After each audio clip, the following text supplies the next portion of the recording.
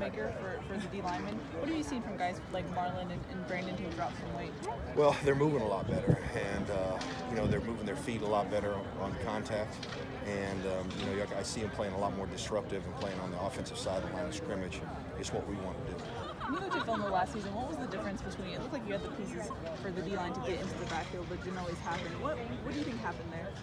Well, I think, it's a number of things. I think, number one, some of the things we needed to improve on initially was just their stance and their ability to move their feet, like I said, on contact to continue to move and be disruptive. I don't think we did that enough continuous last year, and that's a big focal point. When you lose a guy like Talanoa, how much does that impact the physicality going forward? Do you have more reservations for the DBs given how thin you guys are?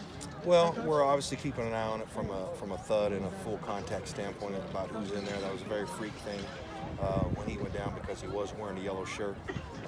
But his surgery was successful, and we're excited to get him back out here soon. He was having a really, really good spring.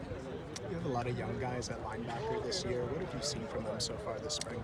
I think it's a group that really likes to play.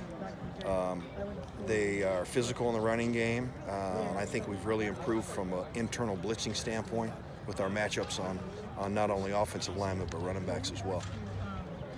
Does having that amount of youth concern you at all, just in terms of maybe not having the same amount of game reps as last year's unit had? Well, we've got some guys back that played meaningful snaps for us. Jordan Alcefa, John Houston, EA, started a couple games for us. So those three guys have gotten to play quite a little bit. It's just bringing the rest of the crew along with them. You talked about simplifying things a little bit at the beginning of spring. How have you seen that playing out the last few weeks and guys responding to that, maybe playing faster with that? I think we were able to identify the skill sets of some guys within our front seven and where they fit the best, and really trying to keep them in the same spots as much as we can, because now we do have some numbers with some experience. So I think, seeing them play faster, seeing them play blocks on a certain side, seeing them read, pass sets on the same side, I think as much repetition as you can get in the same spot, it's obviously going to be more successful. Are you liking the depth you have at the defensive line? When they're all out here, yes. They've been kind of banged up. It's about that time of spring ball where that happens. But overall, with the front, I'm really excited about their progress, and they've improved a lot. Is there any player or position group that's really stuck out to you so far? Yeah, I would say the defensive line's been probably the most impressive, just from a change with the techniques up front. I would say them. The inside linebacker position with the young guys has been fun to watch. Like I mentioned, they've really picked up their ability to blitz up inside. And when Talanoa and Isaiah are in there operating, and Chase at the nickelback, it's a pretty solid group that's got experience from last year. So it's fun to watch those guys communicate and get better. Do you expect to see Solomon back out here during the spring, or is he still recovering? You know what? He's day to day. We'd like to have him out here. He had a couple good solid practices. I really like the things that he was doing. So the sooner we can get him back out here, we'd like to have him back out.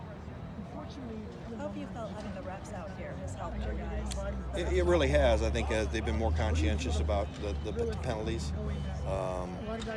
So I think it's been good, just the attention and the focus on that. Why was Nickel the best fit for Chase Williams? Well, I think he gives us versatility, that position. We ask it to do a lot of things within this defense. He's got to play the run, he's got to play zone coverage, he's got to play man coverage. And he's a very smart player, and he was able to sit and kind of learn behind a J&A last year without having to take a whole lot of reps until right at the end there, and he played pretty good against Notre Dame in more of a safety type role. But we're really a three safety oriented defense when you look at our nickel package. So I like him there. Ray has done a nice job in there for us as well. His transition from inside linebacker to out there, he kind of played in that cover down linebacker position in high school. So his ability to blitz off the slot and play coverage and be instinctive, he's got a knack to find the football. So both those guys have done a nice job. And then, once we get Max back, once we get OG, those other guys, there'll be other guys working in there. Those are just the guys we've got right now. Have you thought towards fall camp and the depth chart and the depth at safety and any guys you might move there? Like you move Britton Allen from safety to corner this spring. Any guys that are versatile? No, Britton would be the one guy we would probably move back to safety once we get the rest of the bodies in here. But I think when you start looking at where we're at from a numbers standpoint and how the depth chart will line up when August comes, I think most of the guys are in the right spots that they'll be next fall. The other guys, Ray Scott, moving him in the back, letting him see things from the back end. I think you'll see that more here in spring so we can get his eyes trained a little bit, kind of see the big picture, the safety position, more of the base stuff. Sorry, I was going to ask you about Raven Scott. What's the long-term plan for him position-wise?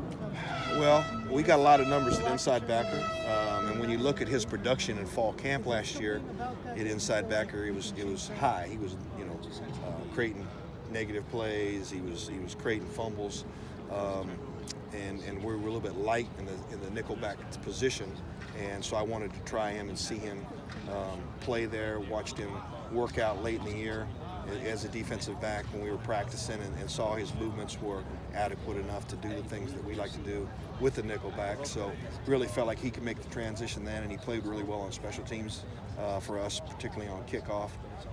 So it's just our opportunity to try to get the best guys out there at one time.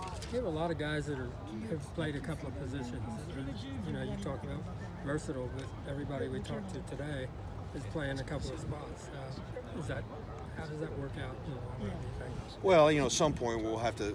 You got to put the right 11 guys out there that can fit together. But I think right now, when you're teaching the defense, when you're putting it in spring, trying to find out where guys fit in, what they do best, what gives them the best opportunity, not only for the team, but for them as well. So you got to kind of mix and match. And we've got numbers at some positions that we haven't had in the past, so you're able to roll the guys in different packages.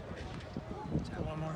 What are you seeing from Connor Murphy so far? Yeah, Connor's been one of our more improved players. He really had a good offseason. I think he's really taken to the techniques that we're teaching up front. So he's given us versatility, playing 3 technique on first and second down inside, rushing in our Greyhound package inside as well. I like his length in there, matched up against guards. And then in our base package, playing defensive end. So I've been really happy with him. I mean, the lights come on for him, so to speak. I feel like, based on what I've seen so far in spring, and he'll continue to grow. Thank you. Thank you, guys.